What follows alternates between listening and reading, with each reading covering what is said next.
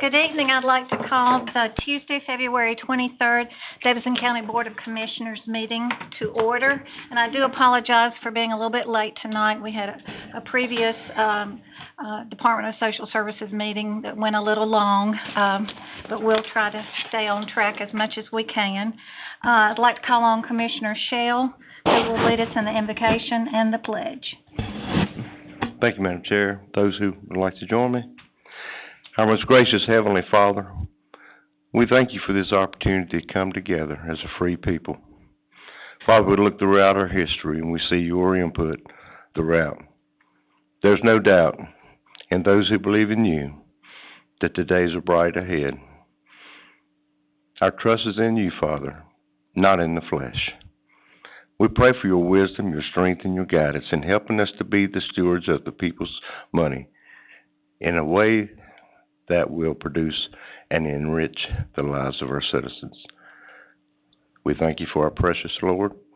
We thank you for everything before us, Father. For it is in Christ's precious name I pray. Amen. Amen. I pledge allegiance to the flag of the United States of America and to the republic for which it stands, one nation, under God, indivisible, with liberty and justice for all.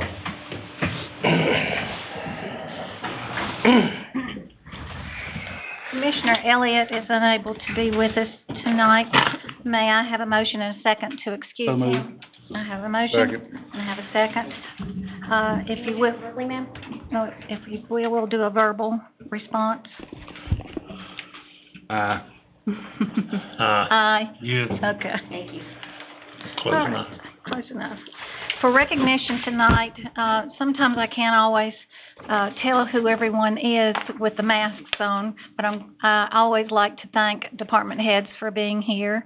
I'd like to welcome Ronnie Smith from Orion County. He's a friend of Davidson County, a friend of the Yadkin River Park, and we appreciate him being here tonight. I have one of our school board members here tonight, and I see Economic Development Chair here tonight. And if I don't recognize you, please forgive me, but I appreciate you being here and being a part of our process. Also, Attorney Roy McDonald is the Council of Chambers representative with Lexington. I don't think he's in the audience, but he could be watching us at home. He had planned to be here tonight as well. I'll move on to ask Mr. Marshburn to join us. He has a recognition tonight regarding the North Carolina Forest Service, and I think you'll find this to be quite interesting. Good evening. Mr. Boast, Mark Boast with the Forest Service. He's our regional consultant, and I'd like for him to talk to you for a few minutes about a couple of grants that we got from the Forest Service. Thank you. Thank you so much. I'm very thankful to be here in the county where they say a prayer at the beginning of the meeting and pledge of allegiance to the flag. I appreciate that as a citizen and as a North Carolina Forest Service employee. I appreciate the support that the county gives to us. We do have a county office facility down at Hill and Springs with a county ranger, an assistant county ranger, and equipment operator that the county supports 40% of the budget for, and we've had great support. We really do appreciate that.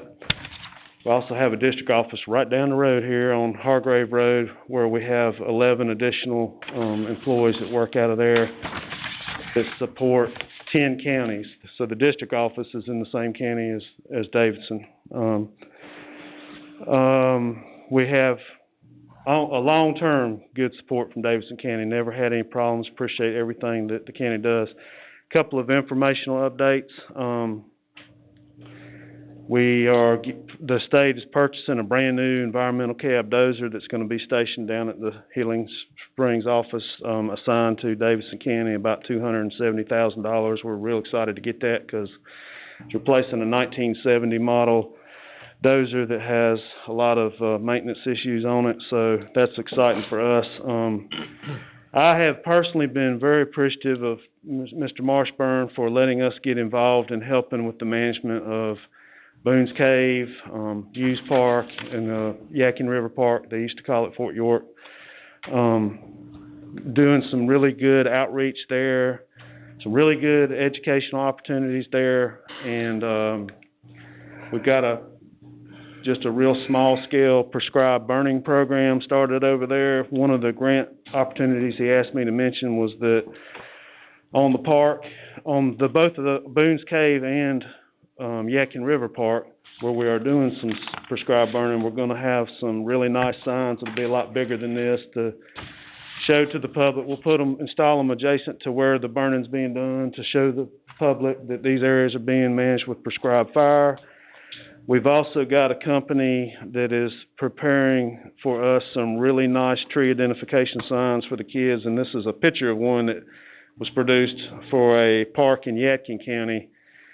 And I'll have the Davidson County Parks logo right here beside the Forest Service logo. When we put those up, we can usually get Boy Scouts that want a project to install those, and both of those sites,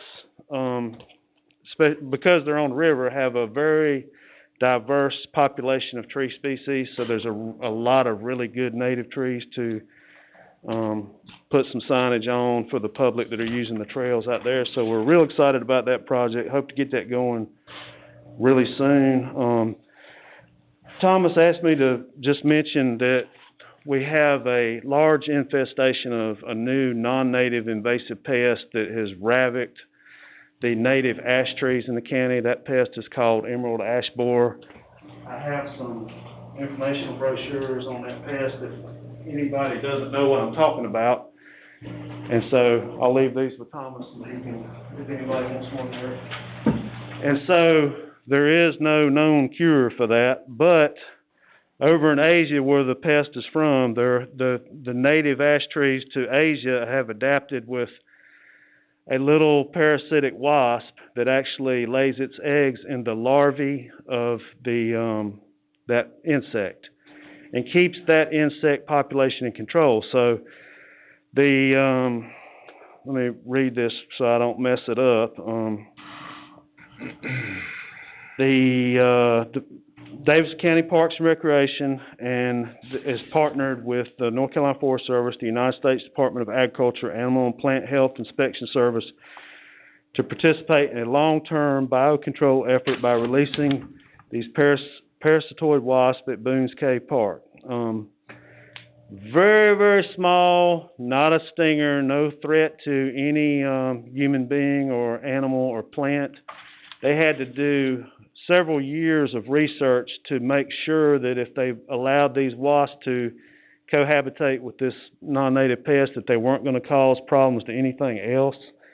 And so you probably will see something in a media release type of scenario, just informing the public that this is being done as an effort to try to control the non-native pest. I'm very excited that this can be done right here in the county and that we have a good partner. The bottomland along the Yadkin River over there on Boone's Cave has a lot of beautiful, really big, nice, mature ash, and I'm not going to say that this is going to save them, but right now it's the only hope that we have. And some of the initial research that's been done by releasing these wasps that prey on the larvae of the emerald ash borer have shown really good success, so we're optimistic about it. Let's see. And so I also have a USDA newsletter that goes into a lot of detail about that pest. I'll leave in this box if somebody wants to read about it. I have the county update.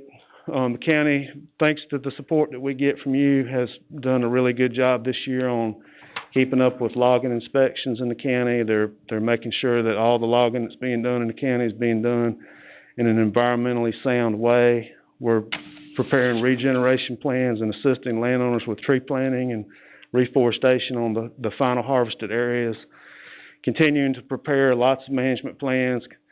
We had a big halt on information and education programs like everybody else due to COVID, but we're hoping to get back going on that when we can. And so fire control program, as wet as it's been, has been low, of course. It hadn't had too many wildfires, but all those statistics are in here, and I just want to say thank you to the county for the support. And especially to Thomas, because he reached out to us and gave us the opportunity to help on these properties, and through that partnership, these beautiful places that you have made the effort to acquire and take care of and manage, you know, we're getting involved in helping with that, and we appreciate that. We don't have that in all the other 9 counties that I work in, so I'm really thankful for Davidson County and what y'all do. Thank you. Thank you. Thank you, Thomas. One thing I wanted to point out to this gentleman right here, he got on the stairs and beat me up. I went on the elevator. The guy's in good shape. Carrying a box. Thank you, sir. All right, I'd like to call on Mr. Smith, who will lead off the recognition for the 2020 census work. Thank you, Madam Chair. I'm going to call Scott Leonard our newest department head, Planning and Zoning Director. We've got a great write-up in the newspaper this week, by the way. We've received recognition from the Census Bureau for our hard work with the 2020 census. In your agenda item there, you've got a memo from Scott that has a little bit of stats and the folks involved. We finished in the top 20% of the state in terms of getting the responses out. So I think we all owe Scott a big round of applause, and I think there might be members of the group here this evening. So Scott, I'm going to let you have this. Thank you so much. Casey, could we get a picture? Sure. All right, coming up, I do want to thank you for the recognition. This is certainly a recognition for 20 different individuals who we gathered together from not only county government, but the city of Thomasville joined in. We've got the private sector, the school system. We all joined in to try to motivate those people that are in our county that typically and traditionally do not self-respond. That was the whole motivation or effort for the Complete Counts Committee. We got together, we subdivided into 4 groups to go after targeted demographics. We were brainstorming, had great ideas, and then COVID-19 hit. And it reminded me of a quote, I hope it's accurate, where someone asked Mike Tyson, the boxer, one time, why he never took a plan into the boxing ring. And he said, all plans go away the moment you get punched in the nose. That's what we did. We got punched in the nose, but our group came together, and the end result is we finished 17th in the state in self-responding, and we appreciate all the efforts of the 20 individuals that shared it that time with us. So thank you very much. Thank you.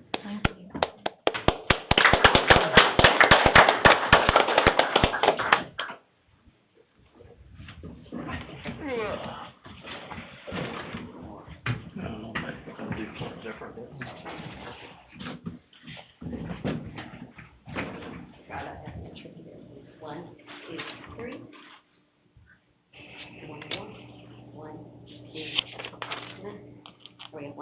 two, three.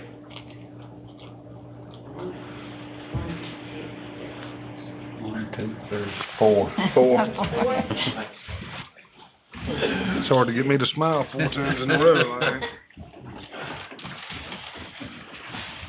If you haven't registered for public address, I think it's right here.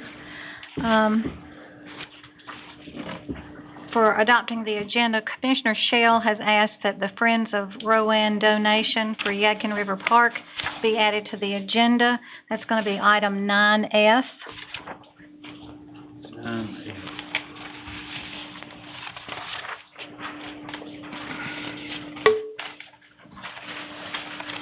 Looking for 9. That's what I'm looking for. I think it's on the Here it page is. 5. Yeah, it's already on there. Okay, 9F. Okay. It's already on there. Okay.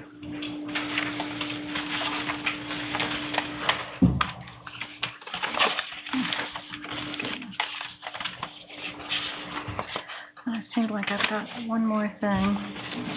And due to the expected length of the public hearings, I'm asking that they be moved to follow the deliberation agenda.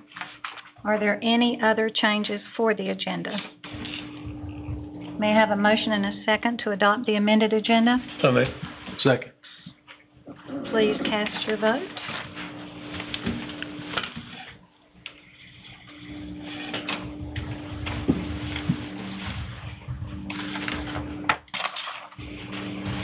Mr. Martin, oh, hold on just a second. All of the votes are in.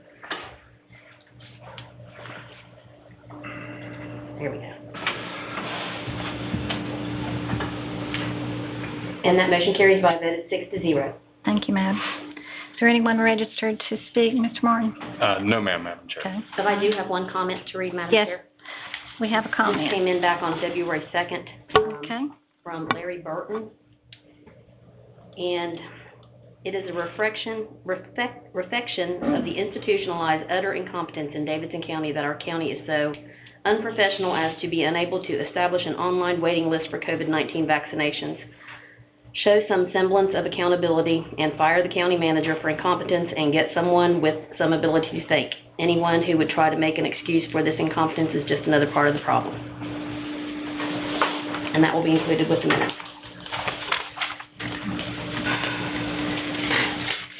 All right.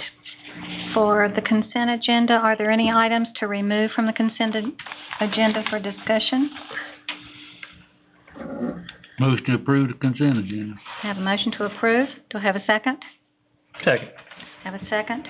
And you want a roll call vote on this Oh, I'm one? sorry, we can do a regular vote on Okay, that. regular, okay.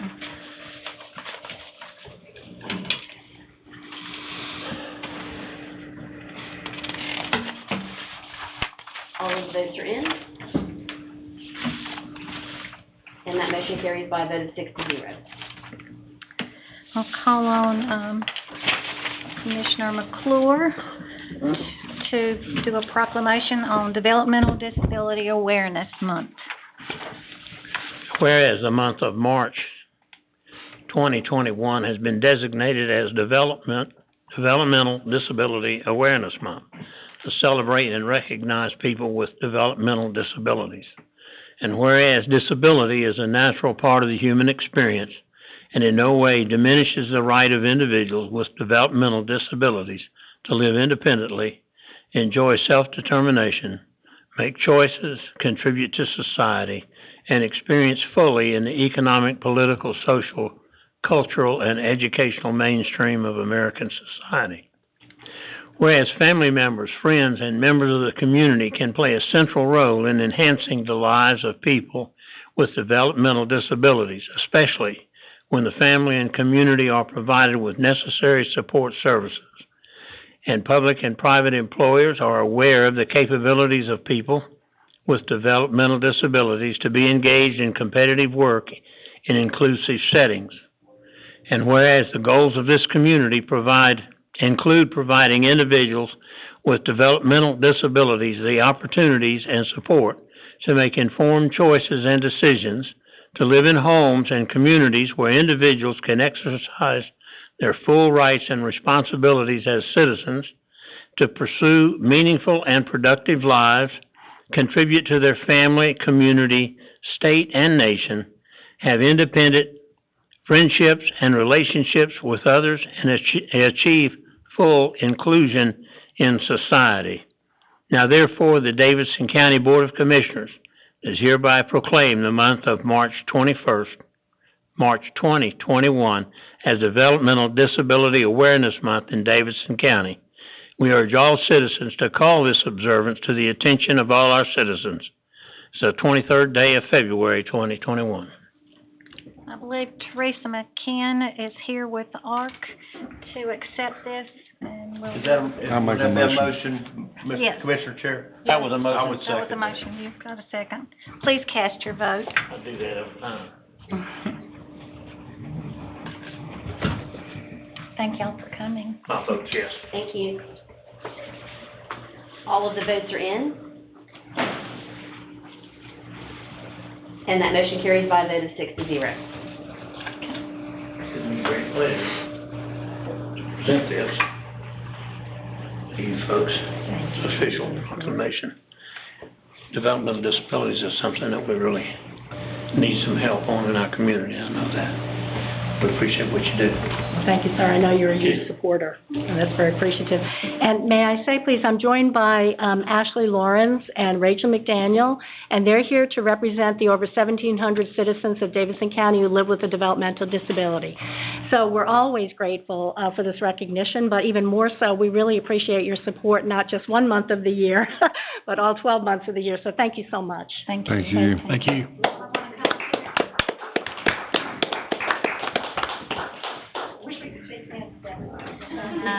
One of these guys. I know.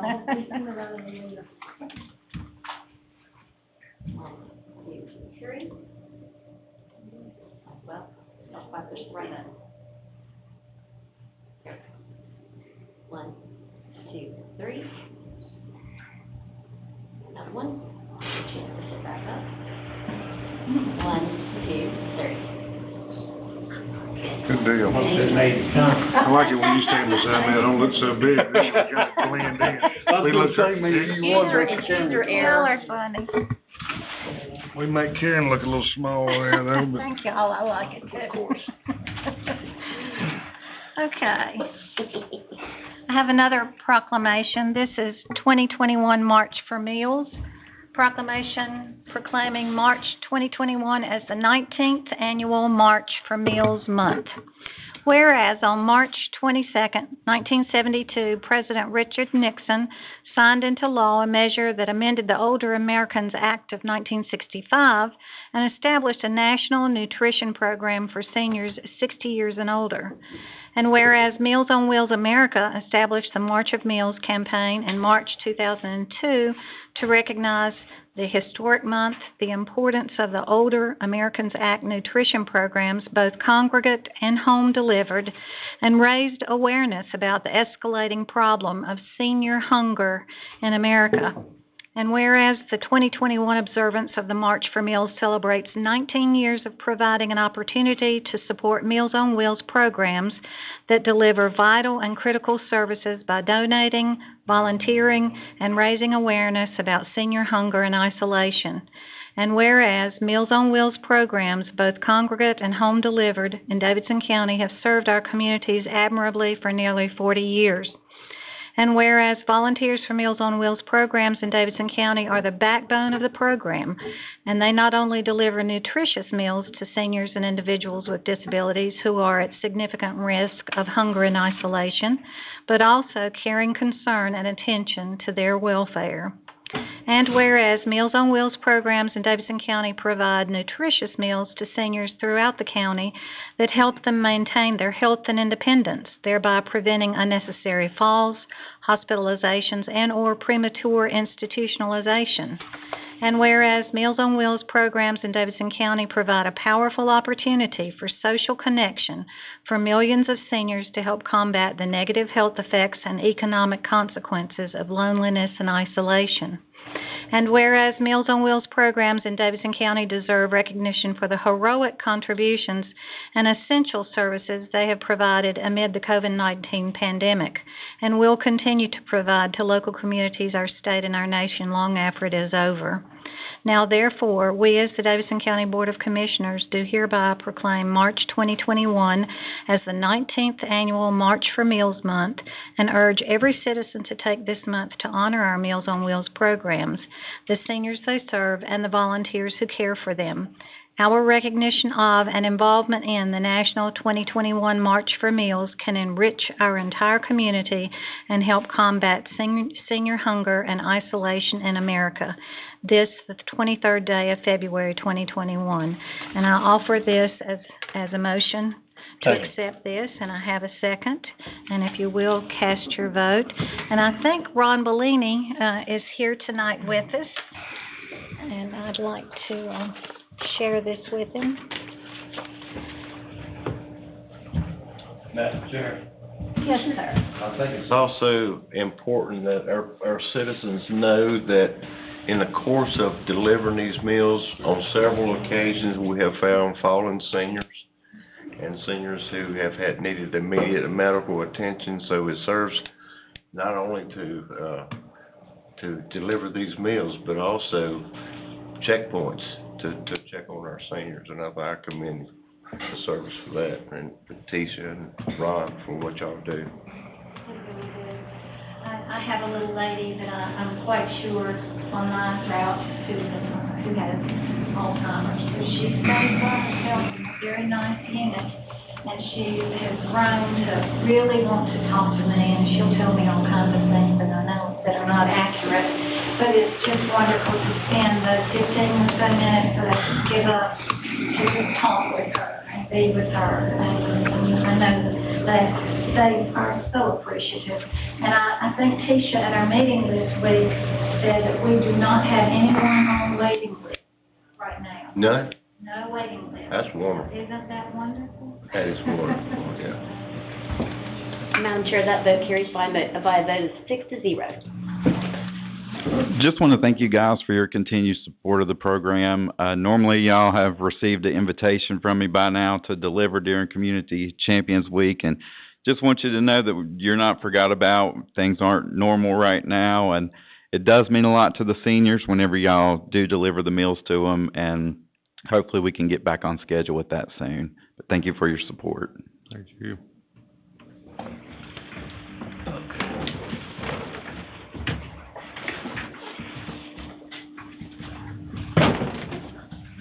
Tear it down.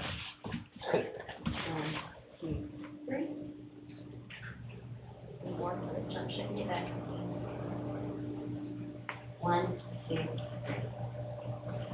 4, 5. Are you able to get the pretty corner over here too? Yeah, they ought to move over here.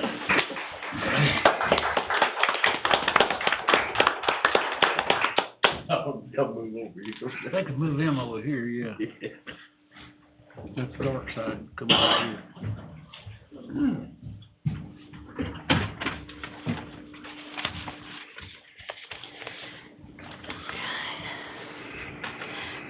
All right, I'll call on Manager Smith to discuss the Motorola radio channel expansion. Thank you, Madam Chair. Rob couldn't be here this evening. He's dealing with AT&T on an issue at the comm center, so I'm going to do this one myself. I think I can anyway. We have a 10-channel system, 911 radio system that funnels all the calls out through from the information coming in from the towers. Our capacity is 12. The proposal here before you tonight is from Motorola to go ahead and increase and purchase the last 2 channels to get us to 12. What does that do? Last fall we had a pretty major storm where we had a lot of wind and rain. We got with Motorola, we got with our Viper vendor out of the state to look at the data coming from the microwaves. What happens is when we have a big storm like that, everybody gets in, and again, not having channel capacity limits all of the traffic going into the system. And then we've got folks pushing the button, you know, getting busy on the signal. So James Smiley, he knows what I'm talking about. We ended up with 1,900 on that particular day. If we'd had these extra 2 channels, it maybe would have cut it about half. The other thing we need to do as staff, we've got to show, particularly fire departments, for our radio system, it's not like the old UHF. Pushing the radio busy doesn't do anything. You push it, you hold it, you get in the queue, it'll let you in when the next is available. So a little bit of training on our part. Motorola wanted, as you can see, a pretty high amount for these 2 channels. I got them talked into half. That, ironically, is the same percent discount the state just got to buy $20 million worth of bulk equipment from them. So I understand why they can't do any more, because if they start doing that, they'll have to give the same percentage to everybody else. So my proposition tonight is no new appropriation, as you can see from the item. We're going to move some funds around within capital projects. We've got some on the books that we probably need to move funds around anyway to come up with the 196 to make this happen. That will max us out to 12. I've got one question. Yes, sir. You know, the monies that's on with the telephone service for 911, can be used for various things. Can't be used for salaries, things like it. Can it be used for this? I'd have to talk to Rob. I'm not sure, because it's part of expanding the system from the specs. You know, we wouldn't have been able to charge. We couldn't charge the first 10 channels to it. I don't know why they let us charge the last 2. I don't know. We couldn't, the first ones we couldn't in, you said? No, okay. This was all, these 10 channels were bought when we did the $8 million radio system. It's just, again, we were spec'd at 9, we ended up at 10, and we paid for 10. But Viper is allowing us 12. So we are requesting to go ahead and move forward with that. What are we paying on the telephone bills now for the 911 system? Do you know? I will have to ask Rob. Okay, it's okay. Chair, I make a motion that we approve that. Second. We have a motion and a second. Please cast your vote. What is it? Are we through with that? Yes, sir. Do we need to get Fred and Todd back on some kind of a Another committee? James Yeah. along with them? Raise your hand, Fred. Do you want to serve on another committee Aye. since we have that? What kind of money, what was that total? What did we end up spending in total, Casey, on that? Just a shade over 8. Shade over 8. Like 8.2-ish, I think. We never did move from where we originally started hardly at all, except to come back, finish the backup center. Let's get ready to ask if backup center was Backup included center's in that. done, and so we're radio communication, I think, ready to go. Those votes are in, and that motion carries by a vote of 6-0. We'll move on to the approval of the updated parks and recreation fees. I'll call on Mr. Hewlin to lead this off. Good evening, Commissioners. I'm here for the Parks and Recreation Department to ask for an increase in our field and gym rental. It does not include summer playgrounds or athletic participation fees. 5 years ago, Mr. Marshall brought before you a fee structure. We tried to update it every 5 years. I provided Debbie a copy of a sheet like this, went out and looked at other counties similar in size and that had facilities like ours, and then took their average. The top of ours is what we currently charge. Like gymnasium, we currently charge $50 for a 3-hour block, $10 an hour for a supervisor. We're asking that to be increased to $30 an hour per hour and $15 per hour. And that's basically what every county we looked at is charging now. We used to charge a set fee. Now everybody's going to a per hour fee because they were losing money by doing a set fee. Madam Chair, Yes, sir. I'd like to make a motion that we accept this proposal to raise the prices. Okay. I have a motion. Do I have a second? Second. Okay. Please cast your vote.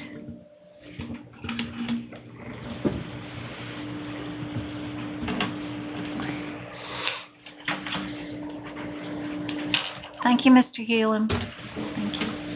All of the votes are in,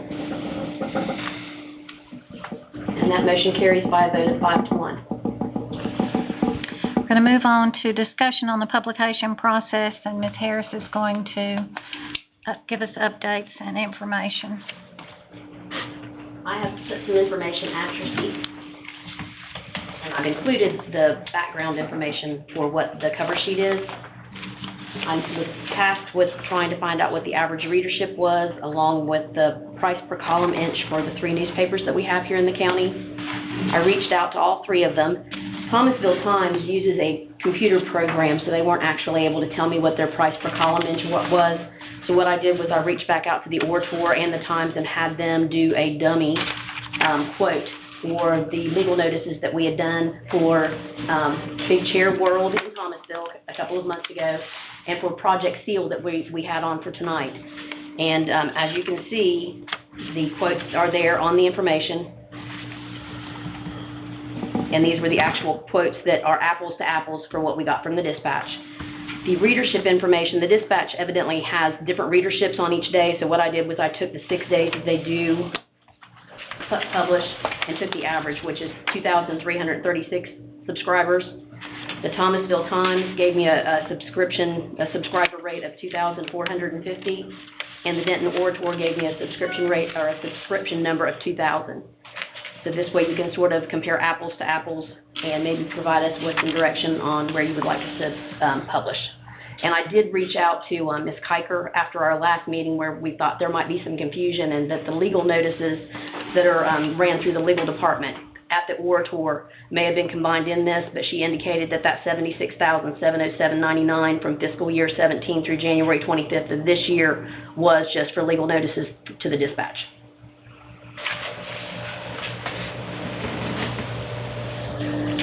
Madam Clerk, Thomasville Times, no, their readership is that specifically Davidson County, or is that some readership in High Point as well? That's probably some readership in High Point. They did not break that down for me. That could be the same for the dispatch or the orator as well. After speaking with them, I did not ask that specific question. I just asked what their total number of readers were. Okay. But I think that the numbers that we've got, that you have before you, pretty much give an apples to apples comparison for the three newspapers. So we're just looking for some direction as to whether we stay with the dispatch or whether you would like to move somewhere else. Denton Orchard's $8, it's half the price, just about. I was honestly surprised by the quotes that I got from the Thomasville Times. I thought that they would be higher. And Thomasville Times is, I was looking at the column inch price, so it's about twice. And looking at the quotes between the Thomasville Times and the Orator, their price per column inch has to be fairly close. Is it hard to split some up to the Thomasville Times and to the Orator? Is that too difficult? I think it might be confusing to folks that are looking to where they could consistently find a legal notice if we And it would do it include between all of newspapers. them. Yeah. Now, is these legal notices that have to be in a newspaper, or? Yes, sir. Not It's the the legal kind- notices that we run through our office, and it's the legal notices that Planning and Zoning runs through their offices for the public hearings that we do. Well, the reason I say that, you may have some public, planning and zoning issues that would be more suited to that end of the county, and then some planning and zoning more. So if you run those planning and zonings, maybe geographically somewhat where they are, I don't know. Just saying out loud, I can't really see paying somebody twice the money to run an ad, though, I can see that, so. In addition to the ads, we usually put on our website as well, don't we? Yes, sir. We have been putting the legal notices on our website for several years. And Do you have any idea of what the viewer numbers are for on our website? We would have to ask Joel that question. Is that, Joel, is that something that you can pull?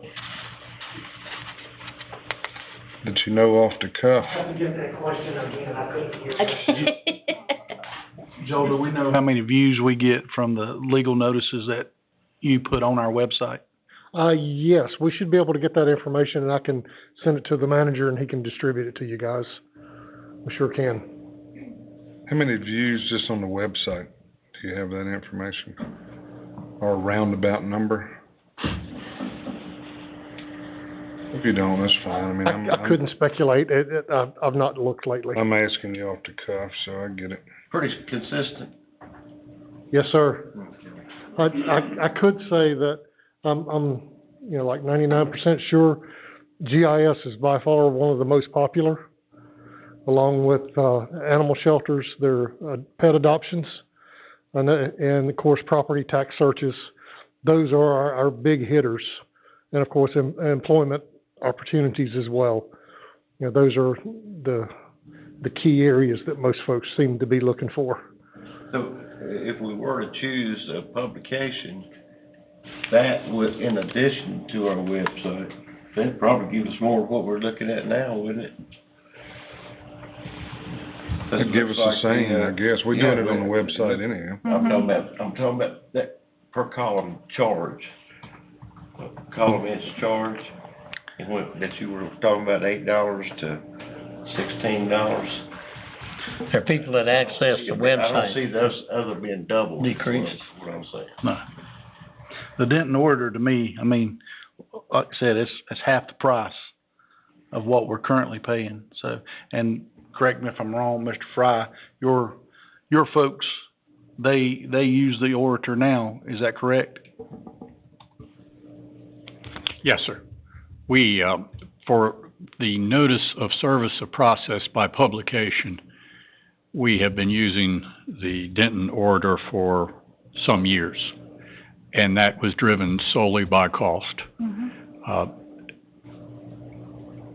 It provides a significant savings. There are times when we have to publish outside of Davidson County when the last known address for a defendant who can't otherwise be located is at a place outside of Davidson County, and it can be prohibitively expensive, particularly if you are in a large metropolitan area. Yes, sir. Thank you. Yes. What's your thoughts, Commissioner True?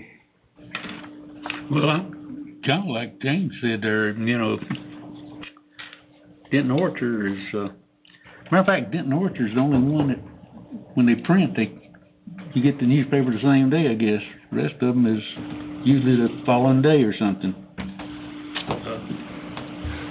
I thought like this, the one that's the most reasonable there. If you look at subscriber rates, the Denton order are pretty close. That's right. Mm-hmm. I was surprised at that. I thought they were going to be. Well, I mean, And on one hand, on the other hand, I'm not really. What I was saying, you could do the Thomasville Times and the Orator for the same price that you're spending. Yeah, that's true. You could do both for less money. but if you really wanted to save money, you could Just do one. just do one of them. I mean, that's a significant amount of money, $76,000. Yeah. You're looking at cutting that in half right off the get-go, Yeah. which is a considerable savings. I do have to say, all three newspapers were very happy to help, and the folks that I've spoken with at all three were very good to work with. So just to throw that out there. I mean, as far as the folks that we work with at the three, the lady that we work with at the dispatches always worked really good with us. But Madam Clerk, you did say that the dispatches has stopped circulation, is that correct? They're being mailed to us. We are getting them the same day, because I think they're being mailed out at the night before, you know, after they run, and they're being put in the mail. So we are actually getting them, instead of getting them in the morning in our mailbox, the courier is bringing them in the afternoon. So we are really getting them the same day that they run. Okay. I know that was a concern when we first found that out. Yeah, I'm not sure, you know, I live in Thomasville, I'm not sure I always am. It may be most days, but I think there's a couple of days, there's 2 days out. Let me ask you this, just thinking out loud here. You got 2,400 in Thomasville Times, 2,450, 2,000 in Denton Orator. You can pay both of them and still be less than what we were sending at the dispatch for 2,300. So is this something maybe we could run it in both for like 6 months till we see what this new bill's gonna be? I mean, we're gonna be picking up like extra 2,000, possibly extra 2,000 viewers. We can do that. I don't know what, I would have to get with the Thomasville Times. The Orator only runs on Wednesdays. So I know right off the bat that I would have to, what my time frame for them would be. And I'm not sure that the Thomasville Times runs on Wednesdays. I think it's Tuesday, Thursday, Saturday maybe? I think that's right. I know it's not an everyday newspaper. That's just a thought. I mean, I like But we sure could. I like the thought of cutting it in half. I mean, I really do. So I don't know what the right answer is. Is there certain types of notices that we send out that would not need to be put in both, and some of them that are pretty, I'm just not sure, that we would always need both, but the ones that we had to reach the most people on, we get put in both? Most of them are notices of public hearing. Okay, so this is designed to reach everybody, okay. Do we have any idea when possible legislation may be coming, so we won't have to do this at all? There was another bill filed within the past week that put some eastern counties in it. The bill that we are in has been modified to take a couple of counties out and add a couple more counties in. I don't think any of the language in the bill was changed much. There were a few small changes made to it, but I think the bigger changes were who they had in and who they let, I guess, some of the counties asked to be removed. And then I think, because Cabarrus, after speaking with their clerk, they already had a local bill from several years ago, and they were included in that legislation. So I think she was going to reach out to make sure that they really did still have that local bill in effect, because they've not been publishing in the newspaper for several years. But I don't know. It was on the calendar again this past week, and it was updated. I think it's been referred to one of the committees. And I can send that information. I can actually send the updated bill out, and it has the action that was taken. I know it was referred to another subcommittee last week. That's one of the ones that I'm tracking. I'll do whatever the board. Well, right now, we're using what, Denton? We're using the dispatch. The dispatch. The legal department's using the Orator. I think we're gonna make a decision, is choose to go with the legal department. What they're doing, if it works for them, it ought to work for us. I agree with that, Commissioner Shell. What'd he say? To do the same as, what the legal department's doing. That way the whole That's the county is order. using the same, yes. Mhm. Madam Chair, do you need a motion? Need a motion. I'd like to make a motion that we, use the Denton Orator for our legal notices. Would that be the proper motion, Madam Clerk? Yes. Yes. Now, there's no kind of contract or anything that you have to do it for length of... No, we can, if you all want me to change, we can flip Okay, the time if y'all okay. want me to do it. Okay.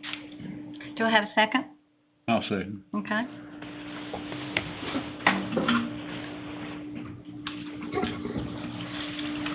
Oh, yes, it's Denton, right? Yes, sir. Okay. All of the votes I are was in, ahead on something else here. and that motion carries by a vote of 6-0. On that legislation, Guilford they were the ones that drove the vote, the reason that we brought it back to y'all in 2018. Because they had they were in that pilot program, that they were given permission. And then when we jumped in 2018, about 20 other counties jumped in, and at that point, it just went nowhere. Madam Chairman, if I, have permission now? They have had permission since They have had permission. Madam Chairman, if I might interject, though, there is presently a bill pending to take back the authority of Guilford County to avoid publication. And so these bills that are pending seem to be at cross purposes, and I think they are. Mm-hmm. Just in the last week, major newspapers in the state have issued editorials about this that they see as a threat on two levels. One, to funding, and two, to their argument of public notice. If it's solely done electronically, which is not the issue that was before the board tonight. The issue before the board tonight was simply which paper to publish in. But when the question was asked to the clerk, I wanted to speak to that. Mr. Fry, I missed that. That's going to be a separate issue. Yeah, thanks for clarifying. Thank you. All right. Commissioner Shell and Mr. Smith are going to lead off a discussion with regard to the Friends of Rowan donation to the Yadkin River Park. Madam Chair, I'll take the lead, and then Commissioner Shell can help me out. I'm actually going to ask Thomas to come up as well. We may need him. I think the write-up here you got before you is actually summarized it pretty well. Commissioner Shell's had some conversations with the Friends of Rowan about having us put up some funding and get some matching funding to help extend out our Yadkin River Park Master Plan. The first part of this, building some of the basic infrastructure like parking lot with ADA requirements and those types of things. I think now, since this was set out before, the dollar amount has actually increased to possibly $50,000, and then we received $50,000 match. I think there may be some questions about the mechanics of how the money flows, so I can let Thomas address that. I think at your place, pretty sure you've got the item and you've got a sample of the map of where the parking lot would go. Obviously, you're aware of the master plan, and you've got a couple of sample agreements. The agreement for us to give the funds to the Friends of the Rowan. The way this works now, and I again let Thomas explain a little more if there's any questions, the funding would come back through TRIP because of the two nonprofits working together, and then ultimately all funds working its way back here. So we will be the account holders and have the funds budgeted on our books. So there's a budget amendment if this should go approved for us to budget $100,000, not $50,000, us being the match part. So I'll turn it over to Thomas for any other questions. So you telling me it'll go to the Friends of Rowan and then the TRIP and then back to the county for us to build a parking The lot? initial proposal was it stopping at TRIP, They have an account within their structure, the steering committee of Yadkin River Park, and it working its way through there. Thomas is going to be the one building a lot of this and then subbing parts of it out. Chuck and I both felt a little more comfortable with the funds landing here. Well, that way we have a reporting of the funds, we know how much is balances and things like that, so readily available. I agree with that. That's why you have two sample agreements, one with it going to the Friends of Rowan and then with Tripp and them handing it back. Very simple arrangement coming back, obviously. Will our share of this be part of the monies that we got from state when we took that bridge? No, sir. That's dedicated to the bridge. I think these are more park improvements, so it can't be used for the parking lot? Yeah, that was more dedicated to just the bridge. So for this, we actually found funding from a variety of places to pull together to sample out to get to our $50,000. Is this a gentleman willing to participate with matching funds? Yes, sir. This is Mr. Ronnie Smith. He is the man that runs the foundation, and he may want to say a few words to y'all. Okay. Thank you, Thomas. Good evening, ladies and gentlemen. My name is Ronnie Smith. I'm from Salisbury, and I represent the Friends of Rowan. That's a 501c3 community service organization dedicated to improving the quality of life for our citizens. Several years ago, I attended the first meeting of the Yadkin River Park when Max Walser was the chairman. Max introduced me and said, "Ronnie, do you know that we have the potential here between Rowan and Davidson County to have one of the finest parks in the entire state?" And he also reminded me that there's more military history within a few miles of the Wilcox Bridge than any other site in the United States of America. What an opportunity. He sold me on that 100%. And I'm proud to be a part of the committee now with Thomas and the rest of the Davidson County folks. We support this project 100%. I want to thank you for your support. Yes, sir. And on behalf of the Friends of Rowan, we have agreed to match your gift up to, it's a $50,000 gift. We'll match it with an additional $50,000 for $100,000 for Thomas and the committee to help make this dream come true so that we will have one of the finest parks in the state of North Carolina. And I'm proud to be a part of that. Thank you. Thank you. Madam Chair. Yes. I think there has been, would you share, Thomas, what the plans are to do with this money, what we, on a concept that we've already approved? And I do want to, I don't know, some things just come to you that you want to share.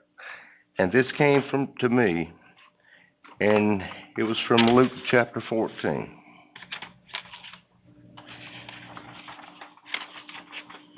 For which of you, desiring to build a tower, does not first sit down and count the cost, whether he has enough to complete it? Otherwise, when he has laid a foundation, it is not able to finish. All who see it begin to mock him, at saying, the man began to build and was not able to finish. If you look back on what we have accomplished the last 3 years, if you listen to the citizens out here that have gone down there, not only from Davidson County, but from Rowan County as well. And Ronnie, correct me if I'm wrong, Ronnie's not any way affiliated with Rowan County. It's a private organization and is referred to as Friends of Rowan. And he has been there from day one.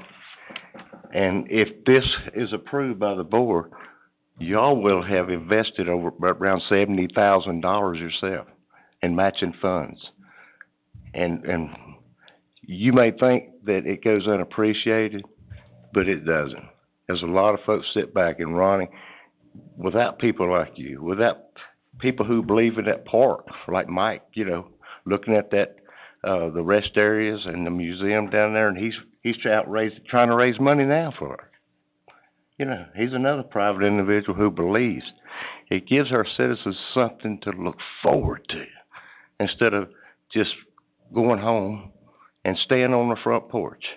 And if you go down there and watch all the people who go down there and enjoy this park, it's refreshing to sit. And when this whole epidemic, you know, my faith is in God, not in man. And this whole epidemic will soon be over with. And at some point, families are going to be wanting to get back out and build memories and take pictures. And I salute you, and I thank you for your participation.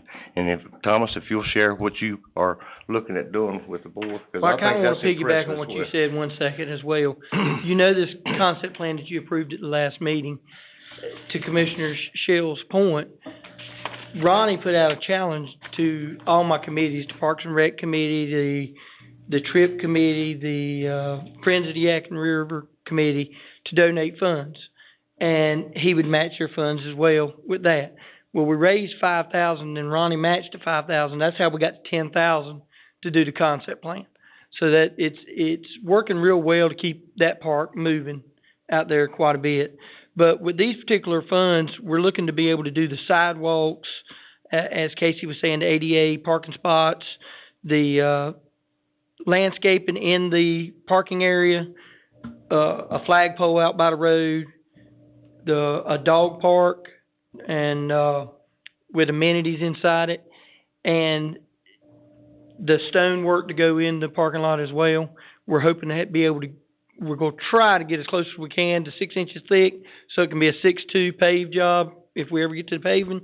But I think I'm gonna come up a little short on the gravel, so my sides will be 6'6", and then I'll slope it down, add a little gravel later when we get ready to pave it. But we're gonna be real close. I've running my numbers 2 or 3 different times, maybe a little close on that, and I've got a little bit of money in there for grading as well to get it to grade where we need to be ADA accessible. But with it being an old road bed, we shot it this afternoon. It is only 1% slope right now going downhill. Well, I think one thing of importance, Thomas, and I know you have before to the board, but I think it's important that you tell us again, how many people's visiting that park a day? Generally during most of the year, it averages out to over 600 people a day. 600 people a day. Through the year. And just so. So right now it's a little slow because especially since we just shut it down today for construction. Well, I'm talking normal time. Yeah. But just so that people will know, we have counters on those parks. And we have a lot of recreational activity, and we also have a lot of hunting activity. It goes in and out of that bottom of that boat ramp. I mean, we have a lot of people to come out there and hunt and fish. Thank you, Tom. You know, I got one question for Mr. Smith, and forgive me, I probably misunderstood or didn't understand what you're saying.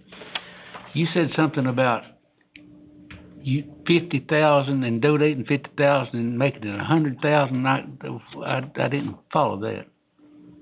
Yes, sir. My understanding, I was given a challenge the other night. Mr. Shell and I discussed that with several of the other folks. And the way my understanding is, we will match your gift. Your gift will be, I understand, up to $50,000. And we will match that for a total of $100,000 for this project. And that's in addition to the matching funds which have already been paid to the Yadkin River Park. I can probably answer that for you, Commissioner True. Commissioner Shell called me the other night and he said, we got an organization, this gentleman here, and he's willing to give us $25,000 if we will put in $25,000, match our funds. And I said, so you got somebody that's we give him $1 and he's gonna give us $2 back? And Steve said, yeah. And I said, well, why are we stopping at 25,000? Okay, so why don't we go to 50? Okay, so I'm not reading this wrong. No, that was what it was originally. Okay. But, Yeah. and so I think if this gentleman's, his organization thinks enough of our project to give us $1 for every $1 we give him, and he's gracious enough to double it to 50, then me as a board member would say that. That's what I was saying. And I know Ronnie probably is choking back on that, but I'm thrilled to death with that because to start with, I was going to do a parking lot. We were going to have a parking lot, which is great. but now we're gonna get a parking lot with the amenities as well. So Ronnie will it's just gonna make it a whole lot nicer. He'll figure you out before it's over. Well, I was apprehensive, Ronnie would tell you, when I talked to him, and I really thought that was all he would go. Well, And then when I talked to Todd said, you know, he said what he said, and I told you, and I called Thomas, and I said, go back to Ronnie. See how much he'll go. And I wouldn't. My arm got twisted just a little bit, but, But I wouldn't question you. I love this project. I wouldn't question you, but mine just said 50,000, that's what I was looking at. And I know Yeah, you've the seen that, original and I do paperwork too. said It's- 25, and that's where you were. It's been updated a couple of times since it went Didn't sent out know to you, then. so. Well, I'll tell you, Moving target. I'll tell you, Thomas, I'll make the motion, but you gotta be careful, you're spending too much money. Mr. McClure has something to say. Where was the 50,000 that we're putting in, where's that come from? We're gonna take it from lapsed salaries out of the general fund, and then we're gonna transfer it out to pay them, and then when it comes back, we're gonna set up a project. Okay. So it's life to date, so we'll always know, do we have 90,000 left, or 75, or 80, and we'll be able to report to them as well, so. And I was about to intervene there, since I just probably forwarded y'all the latest of this, because they're right, it moved. We changed our mind on how we would fund it, so now, whoever makes the motion, if I can just get it included, we're gonna appropriate 50,000 out of the general fund, out of the Sheriff's Department lapsed salaries. Go send it to, the Friends of Roland. When it comes back through all the variety of agreements that we've got established here, that's what we're getting authorized to sign as well. It'll come back, we will set up a project for $100,000, 50 from them and 50 from the county, and build what Thomas has, shared. One other comment. Okay. Mr. Shell made the reference to knowing what you're gonna do when you get something. When we took that bridge, we didn't have any idea. We had a bridge that we had some money to repair it. We had rebarb that was showing all over the place. And, we were accused of buying a bridge to nowhere. And now it's a bridge to somewhere. Y'all done an amazing job. You've added a lot of property around there, and as Ronnie knows as well, they're eagerly trying on the Rowan County side to raise funds to have a greenway attached to that bridge. So they're working hard trying to get money to match the state, to put a greenway in to match that side of the bridge. We hope one day Rowan County will catch up to the wonderful example you set for us here in Davidson County. So do we. Thank you so very much. Thank you. Appreciate your wonderful support. Thank you all. Thank you, Tom. So I Thank you, think- Ronnie. I Thank think you, Thomas. Commissioner Trule's gonna make a motion, did I hear that? Yeah, I make the motion that, we approve this, with what he was, With, That we oh, out of general fund, I think Okay, he said. okay. appropriation, approve the request, and approve the execution of the Execution of document. the agreements, you've got the latest one, including the minutes, it's got the correct information. Do you need the amount? Debbie, you got that? I've got it. Okay. Okay. Do I have, and I have a second from Mr. Shores, and, Just to be clear, Debbie, that was 50, right? You got? Okay. All the votes are in, Anytime I can take $1 and double it, I'm gonna be happy. and that motion carries by a vote of 6-0. all right. Thank you for being with us, and thank you for the contribution. All right, public hearing time. We have Project SEAL Economic Development Incentive Grant, and Mr. Goodson has requested that this public hearing be continued to the March 9th meeting. May I have a motion and a second to continue this public hearing to March the 9th? Motion made. Okay, motion and a second, I believe, right there. Please cast your vote. Just a second, thank you. Mr. Shores. Which one was that? Item number 7A. Oh, the Economic Development Center? Yes. Okay. Okay, All the votes are in, and that motion carries by a vote of 6-0. okay. We have a request for special use permit Class A by Ricky W. Lanier in Tyro Township. I declare the public hearing open, and Mr. Crook is gonna get, situated over here to introduce the application. Thank you, Madam Chair and fellow commissioners. Appreciate the opportunity to be in front of you tonight. And we've got a bird of a different feather in front of us. I want to acknowledge that this is our first special use permit under the new 160D compliant ordinance. As part of that compliancy, we did not send this application to the planning board. So there's a increased importance on procedural activity at this level. And I spoke with Ms. Harris about it and I'll try to be here to guide, because ultimately what it means is we're going to end up taking 5 motions at the end of the public hearing, voting on each general standard individually, and then vote for the special use permit to be approved or denied, or approved with conditions. So I would like to read the legal into the record and start off with that. Okay, thank you. We by Ricky W. Lanier for a special use permit, Class A, to expand an existing manufactured home park in an RM1 medium-density residential district. Said property is located on the east side of South NC Highway 150, approximately 0.44 of a mile north of the Giles Road intersection at 3843 South NC Highway 150. Property is further described as Tyro Township, Tax Map 24, Lot 25, containing 27.73 acres more or less.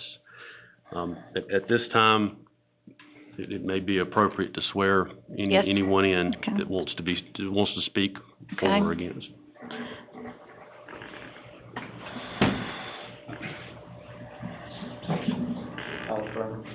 Do we have the Bibles? It may be in the lecture. Yes, I'm sorry, they are. Okay. Thank you, Lee.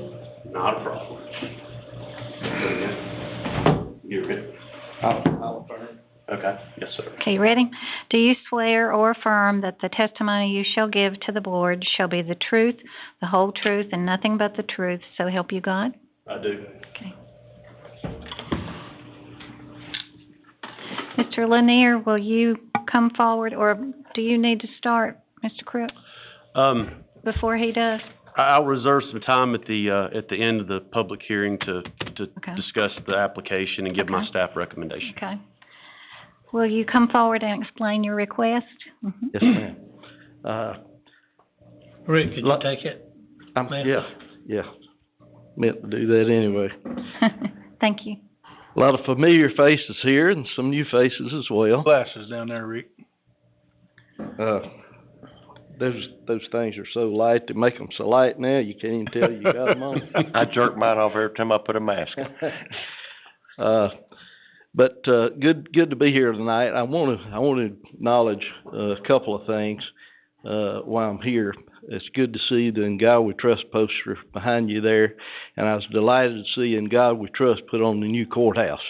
It caught me by surprise. I didn't know that it was there. And just for a matter of information, I'm still involved in the organization, the U.S. Motto Action Committee, which has started right here in Davidson County. We were first county or government entity to put In God We Trust in and on their building, and now we have to our credit 59 North Carolina counties of this past month and 46 town halls, 105 government entities. And but I want to thank y'all for that. My request here tonight for the mobile home park, as we've already witnessed with Hubbard Realty and different ones, seems like the Tyro area, West Davidson area, is turning out to be seeming to be the new northern part of northern Davidson County of sorts. And as far as desirability and a popular place for folks to want to live, I have managed this park since May of 2012 and had an opportunity to purchase it September 2017. During that time, I was able to convince the current owners to do some substantial improvements, and I've done quite a few since then. Some of what I did immediately upon purchasing the property was, go from lot numbers, which you might have lot 1 over here and lot 7 over here on this side of the park. I mean, bless his heart, the late Roger Walser had no rhyme or reason how he numbered those things, but it made the 911 calls, the fire department and ambulance service and stuff like that, made it a nightmare to try to figure out. Immediately, I went to planning and zoning and asked them to help me give. I would give everything street names and 911 addresses, and of course, it took, I don't know, a couple of years to get into the system to where folks could actually get their mail and get it to the right place, but it's now, we got all the bugs worked out, and we've made several improvements to the roads and to the aesthetics of the park, and what we provide is affordable housing and living to folks in that part of the county, and I'm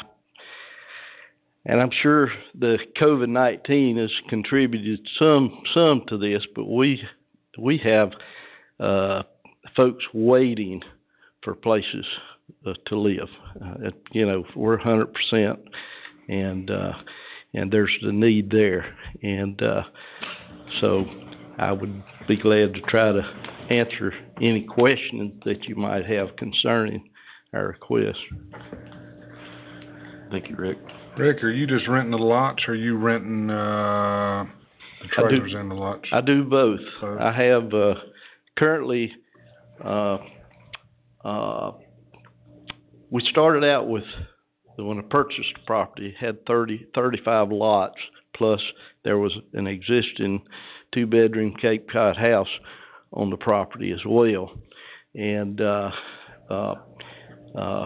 because of the location of some of the property, we were able to subdivide into actual building lots that are used for mobile home lots, which brought it up to 38 lots about two years ago, something like that. With these 15 lots, it'll give us a total of 53 lots plus the house on the property. Right now, I'm renting 20 of the lots, and I own 18 of the mobile homes there on the property. So, out of the new lots, you anticipate a mixture there as well, or you probably own some? Combination. And I'm sure you'd probably rather just rent a lot. Well, a little of both. I like a little bit of balance of both there, but. All right, that's all the questions I have, Madam Chair. Anyone else have any questions? Okay, thank you, Mr. Lanier. Let me see if there's anyone in the audience who wishes to speak either in favor of or in opposition to this request. Okay, I don't believe we do. Somebody else was sworn in and then to speak. Yeah. Does the applicant have any additional information that you'd like to share that has come to mind? Well, just that, I don't, are you going to be reading any of these? I will. Mm-hmm. Yes, sir. The letters? Affidavits. Yes. Yes. I've sent in some additional affidavits. If you want to read those, I wanted to add those. Of course, in your package, you should have the letter, from Leonard Craver Realty from Sandy Walker stating that it wouldn't adversely affect adjoining property owners. And I was able to get in touch with all but Kay Rance Leonard. Didn't know how to get in touch with her, but talked to other adjoining property owners, and they don't have a problem with anything because they have realized that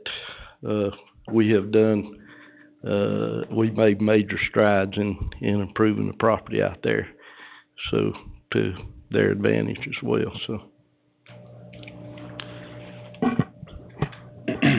I would like to commend Mr. Lanier. I was out at the park today, and there are green blade signs up to indicate addresses, and the roads are seem to be well kept. The two affidavits, I've got signed statements here from two individuals, Dale Grummett, who is an adjoining property owner to the park, and in summation, basically he says that it's he is has no objection to the extension of the request and for the additional 15 lots. And I've got a second one from a John Staples who actually resides in the park. These are and says that he has no objection to the expansion of the park. These are both written statements, signed and notarized. So just for the record. From staff standpoint, we reviewed this application with a special use permit. There are specific standards laid out in the ordinance. And those are, I think, in y'all's packet, the very last pages. I think Travis included that. There's several pages with paragraphs that say what you have to submit that you can meet once the application, if the application is approved. It's staff's job to go through those specific standards and say, hey, is the applicant representing that he or she can meet these specific things that the ordinance asks them to do? I can announce that Travis Swain's on and off. Travis Swain worked on this, and he went through it and very thoroughly, and we deem it complete. We deem that the applicant has provided information that will allow him to meet the specific standards if the application is approved. Now, with the special use permit, the burden of the board tonight. There are four, if you folks look on your digital packets on page 2 and 3, there are 4 general standards there. And the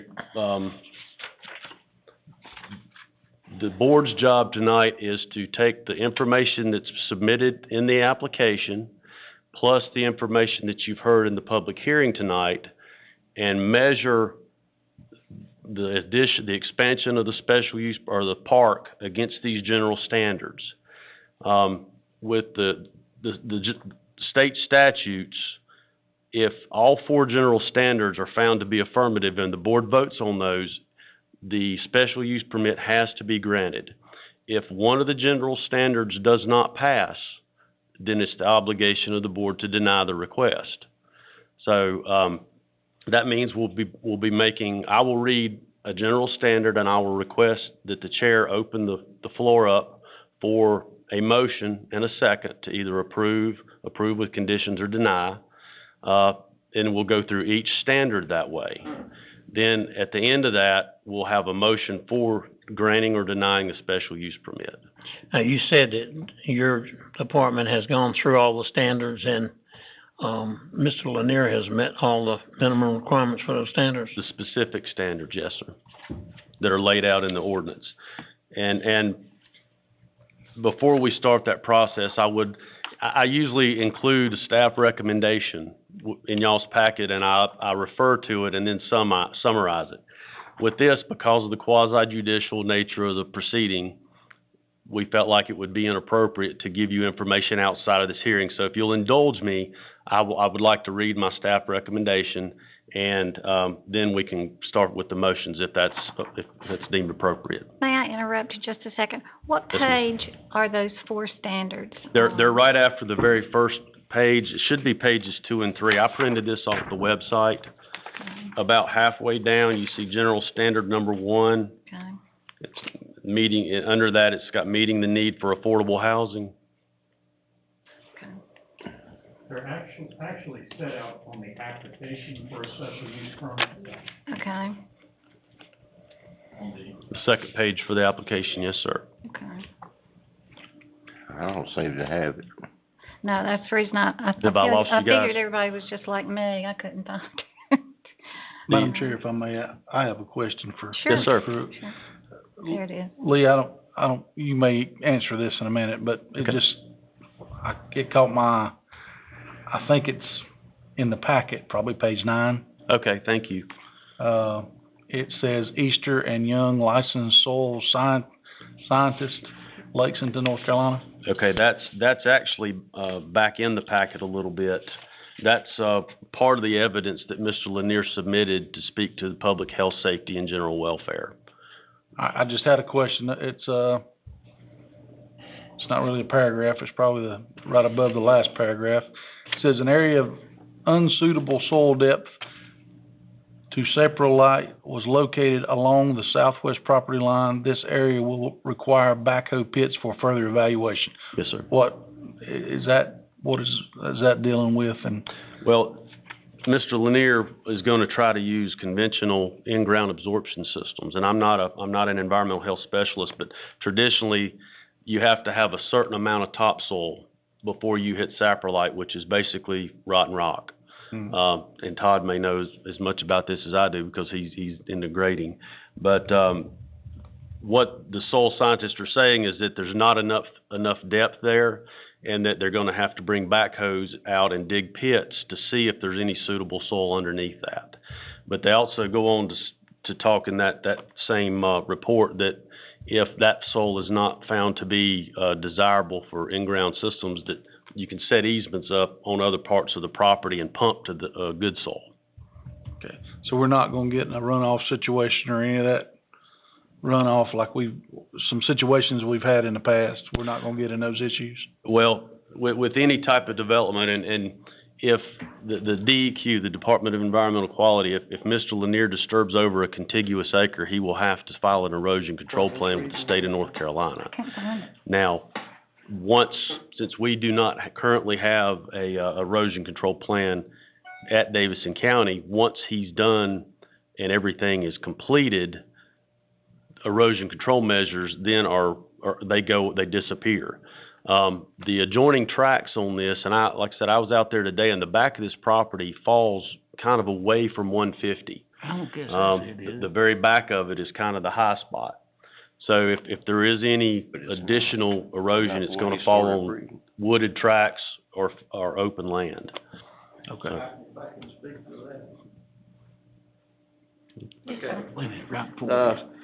The property in question is lots 8, 9, and 10 there on your map. I was out there with them the day that they tested the property and to kind of get them started, and then went back out there toward the end of it, and they pointed out this to me. See, I chose to use a soil scientist versus going ahead and getting perk tests done. When you get a perk test done with the health department, you dig your backhoe pits and do the whole procedure then. This basically would require the backhoe pits. This part of the property, as he mentioned, does fall back into a wooded and field area. It is probably, I would say, good 2,000 feet, 1,500 to 2,000. Well, more than 2,000 feet, sure. Over 2,000 feet away from Highway 150, and it's probably that many feet away from any pond or any other type, thing that would be affected.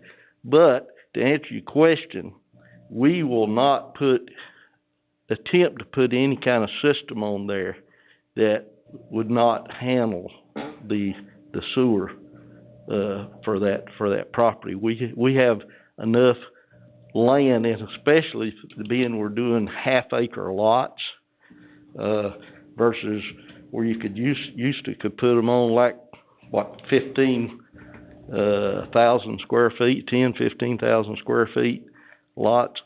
We have plenty of space in the rest of the land that we could do septic easements if we need to, as he's already alluded to. And I think Commissioner Shores is on a different page than y'all are.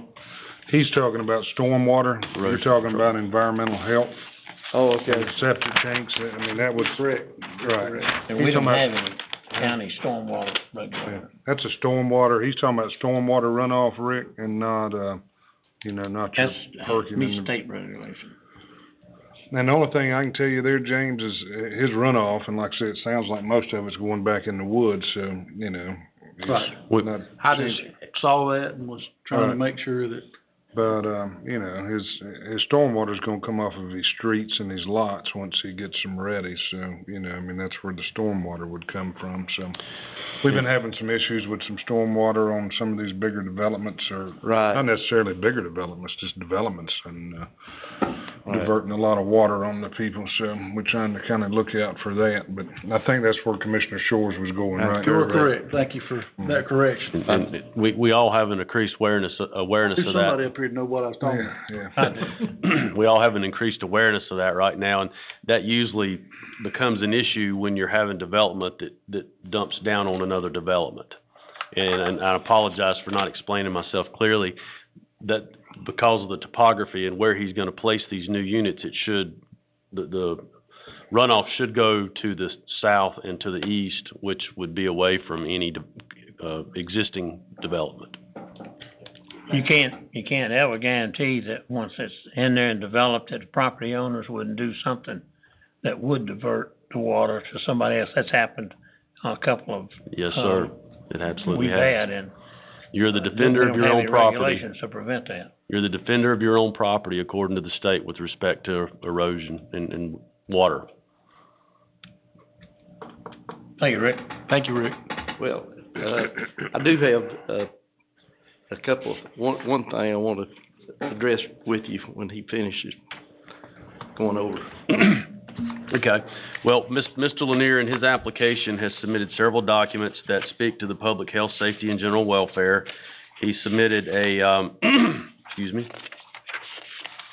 He did submit a soil site evaluation from, a licensed soil scientist that speaks to potentially, good soils for in-ground absorption systems, and the accompanying map shows the locations where the pits were, or the holes were dug. That was performed by auger, not by backhoe. And they did indicate that those southerly lots needed further evaluation. Davidson Water's also submitted a documentation saying that they currently serve the park, and they can serve the additional 15 spaces, which would speak to public health safety with respect to potable water. The fire marshal, Mr. Daniel Ward, has reviewed the site plan and has given some, construction design suggestions to speak to ingress and egress of safety and emergency apparatus. And there is a document in here from Ms. Sandra Walker indicating that in her professional opinion, the adjoining property value should be maintained by the development, which speaks to general standard number 3. And with that said, I'll be happy to entertain any questions before I offer my staff recommendation.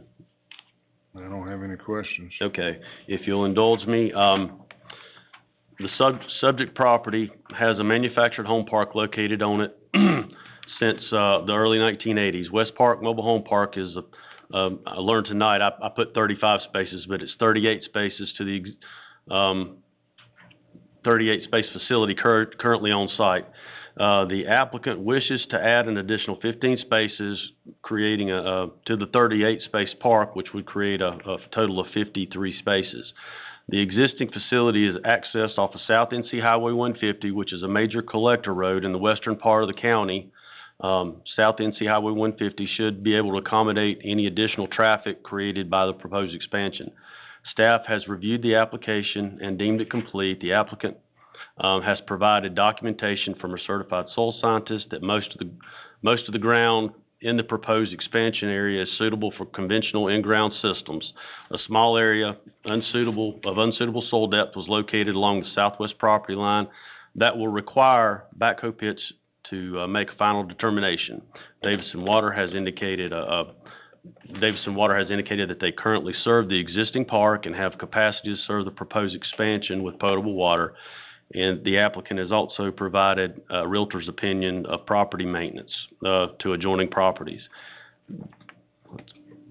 The properties that adjoin the proposed expansion area are large tracts that are wooded and farmed, and the fire marshal has looked at the proposed application and commented with design standards for safety.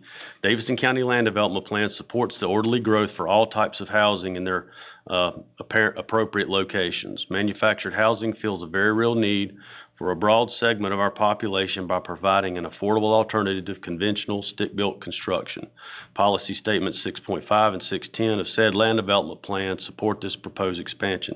Staff feels that this request is reasonable and that all its specific and general standards have been met. This opinion is based on material in the application, the support of the Davidson County Land Development Plan, the location of the existing park, and current adjoining uses of the property. Determining this, staff would like to recommend approval of the application. Dean, I would entertain any questions with respect to that. Okay. Hearing none, and Mr. Lanier wants to speak. I do want to point out the Miss Rents, or Miss Leonard, I still refer to her as Rents, used to go to church with her, Miss Leonard, that owns property on this north side. That property, my property goes right on the ridge. It goes down to a very, probably 50 feet. I wouldn't say it's a ravine, but it drops off pretty drastically. So there's no chance of that property ever even being developed. If you look on your map, I have an area that says proposed storage dumpster area. It's a common area there that I plan to put a privacy fence and a concrete pad for the dumpster area and the storage area that are used for, additional supplies for the park. Now, I just felt it worthy to read these two notarized letters. The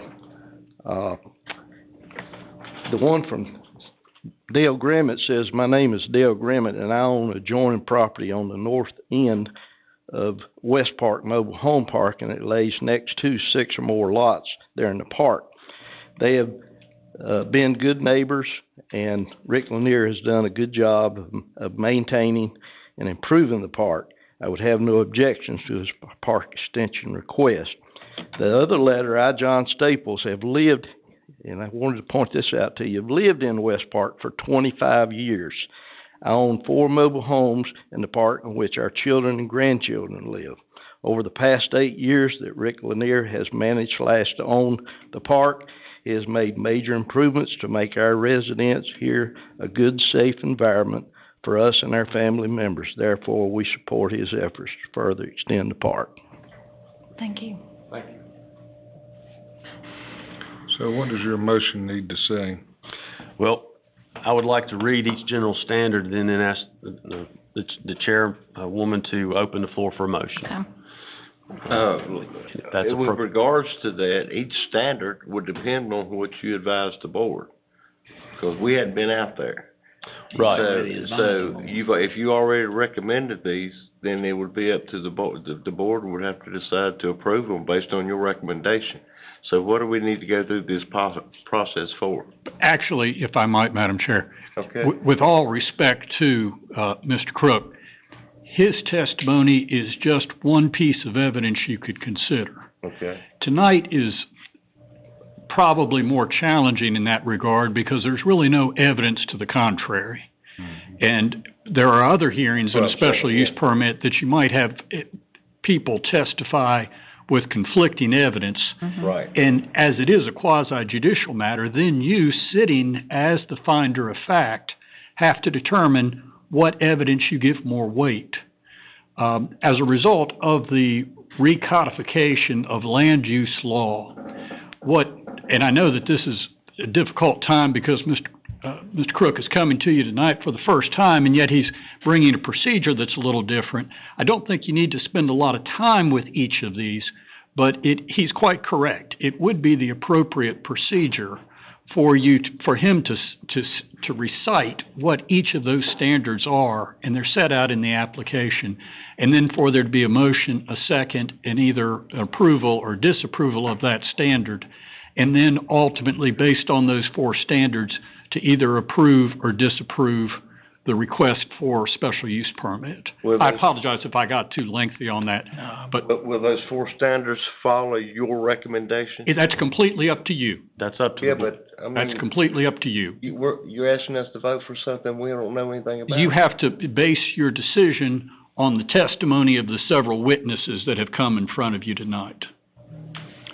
But we voted each standard, on each standard. Yes, sir. And you would vote for them one at a time. He would recite that standard, and then you would determine if there is sufficient evidence to find that standard. As if you had opposition in the Correct. audience. Yes, sir. Yes, sir. And We have additional, manufactured home park applications coming to the board. They'll be Class A, so there may be in the near future where, situations where we have opposing points of view and opposing evidence to consider, and you guys will have to sit up there as judges and determine which side you fall in on. This one tonight is, we're kind of blessed because we don't have any opposition, and we can run through a sort of, not a dry run, but go through the procedure and kind of get used to it, so that when we do have one that's opposed, we can at least procedurally, follow proper protocol. Sounds good.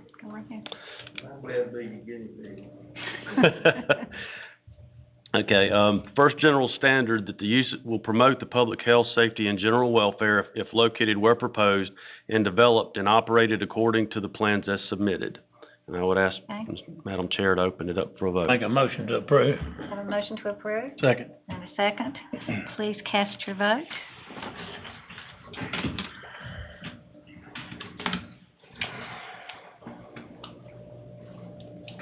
All of the votes are in. And that motion carries by a vote of 6-0. Thank you.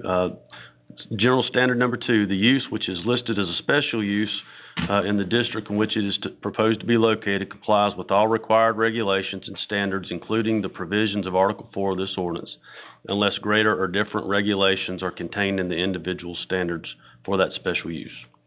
Madam Chair. Do we have a motion? So moved. And a second? That was by Mr. Trull. Please cast your vote.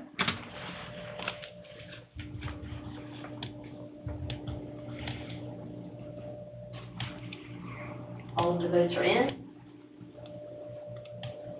And that motion carries by a vote of 6-0. General standard number 3, that the use will maintain or enhance the value of contiguous property, or that the use is a public necessity. Madam Chair. Okay, may I have a motion? So moved. Have a motion and a second. Please cast your vote.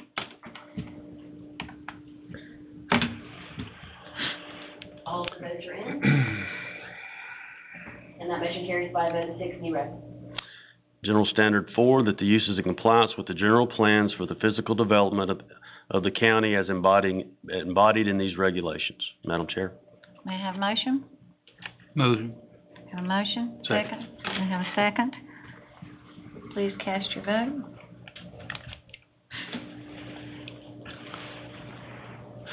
Okay. All the votes are in. I'm sorry. And that motion carries by a vote of 6-0. Now, All right. You found positively for all 4 general standards. It would be appropriate now to open the floor for a motion to approve the special use permit, since all have been found positively. I move. I have a motion Second. and a second. Please cast your vote. All of the votes are in. And that motion carries by a vote of 6-0. Thank you for indulging us. Now, one more question. I'm sorry, guys, but No, this you're fine. it doesn't make sense to me. Okay. When, based on what Chuck just said, with the evidence being presented, there's been no opposition. So why could we not have made one motion on all 4 of those? I think in part you're building your record. It's always possible that this could be appealed, and if it is appealed, it goes to Superior Court. And one of the easiest ways for one of these to be set aside is we haven't met the procedural requirements to get there. And so by the board having produced a record that each of those 4 elements have been considered, individually approved, and then you approve the special use permit on its face, I think that you build a stronger case for this not being subject to legal challenge as remote as that possibility could be. Because appeals from this decision go straight to civil superior court for Davidson County. That is not common. We probably in the last 10 years have only had 4 or 5, but that is what is most directly scrutinized by the court when it gets there, is whether the protocol, the procedure to get it there has been appropriate. And we listen to the board in that we know that there's a strong desire for people to be able to bring the applications to this body. And as such, we felt like we needed to get on a little bit firmer ground procedurally, because when we start creating and amending the ordinance like we did the animal shelter, we created a special use Class A because you wanted the public to be able to come to this body and that application to be heard here.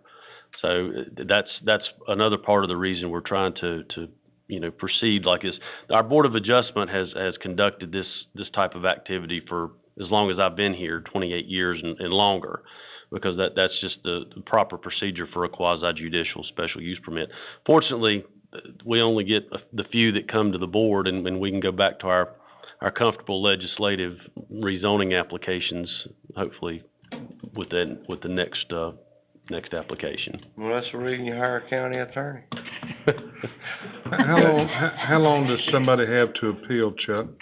Goodness gracious,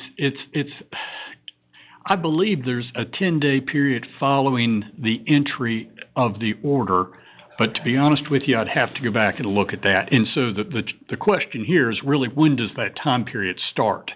And it starts from the time that the order granting the special use permit is signed by the chair. And we do certificates of service to go without those orders to set out what date the orders. So would she normally sign that tonight? No. Tomorrow? Well, it depends on how sophisticated an order it is. Usually. When we had Thursday. probably the one that was most strenuously challenged is some years ago when we had a special use permit granting the city of High Point the opportunity to expand the wastewater treatment plant there. And knowing that was going to be appealed, we spent a significant time preparing that order. And there have been some others over the years. So you think it's like 15 days after the chair signs? I'm sorry. I'll be glad to send you, it's either 10 or 30, but let me. 10 or 30? Yes, sir. I'm thinking under 160D it's 30. What, 30 now? The date it's signed. Okay. Want that for back here somewhere, Yes, sir. you know? I'll send you an email to confirm that. Okay. These dates are sometimes hard to keep track of. Congratulations. Thank you. Thank y'all. Thank you. All right. May I have a motion second to go into closed session for matters of economic development? I have a motion. Second. And I have a second. All in favor, say aye. Near there, is it there?